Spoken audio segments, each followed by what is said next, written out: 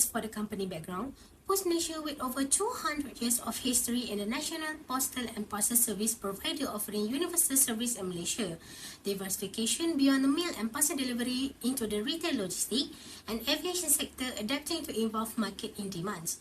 Extensive last mile reach serving more than 11 million addressed nationwide ensure broad accessibility.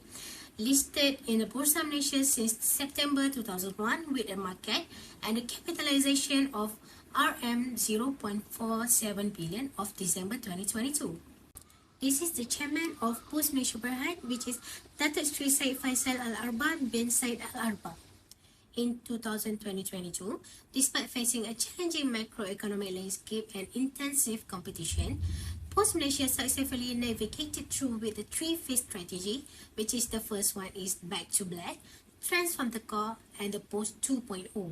This strategic approach not only helped mitigate extraordinary challenge, but also facilitated solid progress, evident in having losses and securing 2,251 new corporate in SME account. Effort to enhance customer segmentation and streamline progress, coupled with the investment in modern instructive technology, have boosted the efficiency and delivery speed with the maintained service quality. There are two types of segment, which is the first one is business segment and the second one is geographical segment. As for business segment, Post Malaysia Berhad has three reportable operating segments that can be distinguished from the others provide revenue to the company. The three reportable segments in the Post Malaysia Berhad is include postal, logistics and aviation. There are also other segments which is include the activities of the company is not reportable, the operation segment, as did not achieve any criteria of reportable segment, which is 10% rules. Other segment includes hybrid mail, internet security and many more.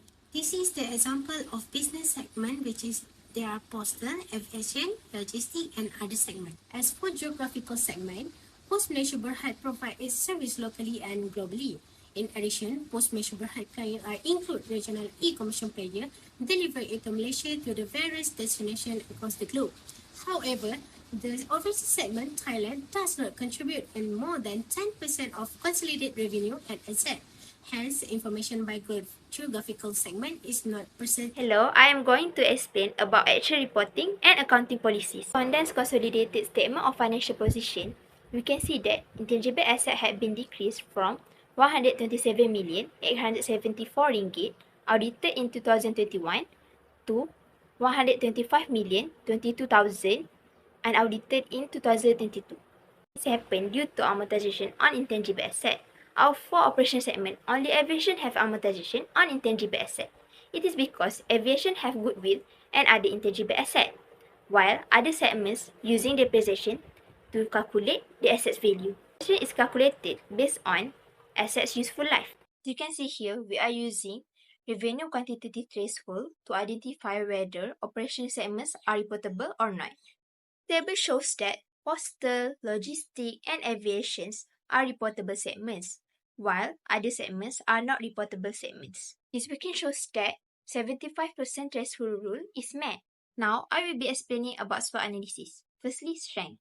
By offering a diversified portfolio of services, including printing and insertion, digital certificate, and Arahnu, the company reduces its reliance on any services or market segment. This helps to mitigate the risk associated with fluctuation in demand or changes in market conditions. The second one is weakness.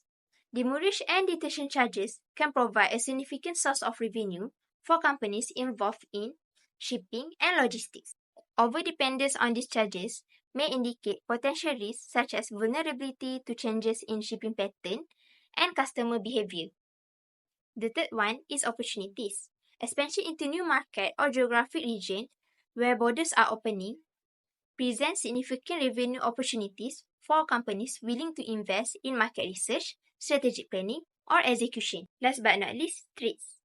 Intensified competition from major e-commerce players with in-source delivery capabilities underscores the importance of efficient and reliable delivery operations in today's digital economy.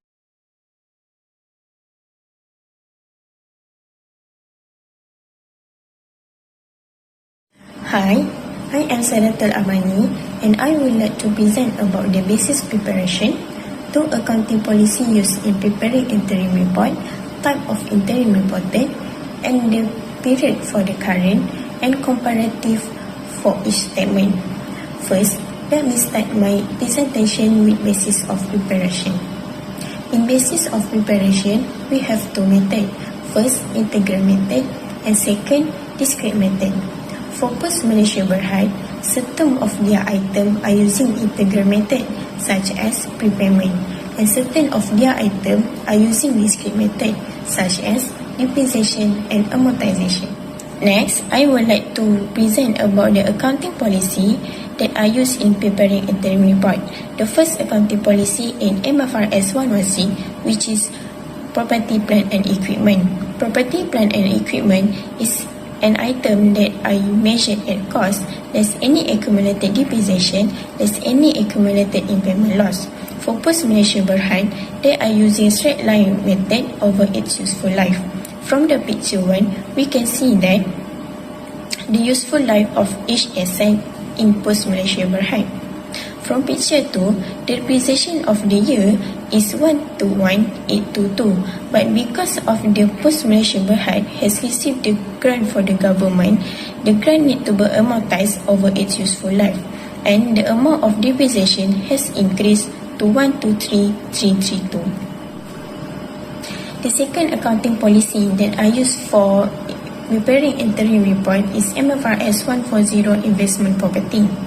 Investment property is land or building or part of building or both that are held by the owner or by the lease under finance lease that are used for rental or capital acquisition. For post-Malaysia Berhad, there are a change in use that lead to transfer from the PBE to IP. Next, type of interim reported. The company can either choose to present a complete set of financial statement or a condensed set of financial statement. For post-Malaysia Berhad, they choose to present a condensed set of financial statement in their interim report. This is a condensed set of financial statement for post-Malaysia Berhad. Post-Malaysia Berhad has prepared the interim report for quarter 4, which is from October to December. This is the current and comparative period for each statement that has been prepared by the post-Malaysia Berhad. Let's delve into two key aspects highlighted in our interim report. Firstly, revenue adjustment. As per the report dated 31/12/22, our revenue amounted to approximately 196 million with a corresponding loss of 167 million. To address this, we propose a 50% increase in revenue rate. Why? This adjustment will project our revenue to reach at least 2 billion. Now, on to strategy for enhanced this revenue. 1. Avenue we are exploring is the introduction of premium delivery service. By tapping into our reputation for affordable postage rate, we can attract customers willing to pay for expedite premium delivery option. This is not only boost our revenue but also enhance our service offerings. As we know, Post Malaysia is one of the cheapest delivery service.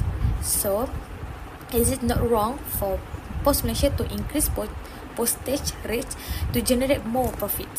Adjustment to expenses. As you can see in our slide, based on the interim report dated 31/12/2022, expenses reached as much as 2 billion, exceeding our estimated revenue of around 1 billion. Therefore, the proposed adjustment is to reduce operating expenses so that they do not exceed revenue.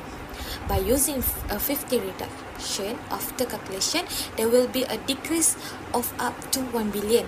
This can be achieved by the company renegotiating contracts with supplier or optimizing logistics and distribution. Operating expenses can be reduced after the increase in revenue rates by reducing staff hiring too. This reduction needs to reach up to 50% to generate profit in the final financial statement. Finally, the selected extract to demonstrate the financial statement before and after adjustment. Using statement of profit or loss. We can see that before, as of the date 31/12/2022, according to the interim report, they incurred a loss from operation due to low revenue and very high expenses. This was because the low rate set by the company resulted in expenses exceeding revenue. As we can see, after adjusting revenue and expenses using 15% increase and 15% decrease, it resulted in profit after operation.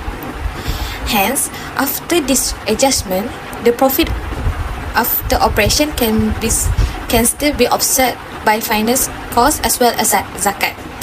At the end of the statement of profit or loss, Post Malaysia will achieve a profit of 300 million, which can be used to cover future expenses or unrecorded expenditures. Therefore, Post Malaysia needs to reduce expenses and increase revenue to achieve profit or balance for the Malaysian postal economy.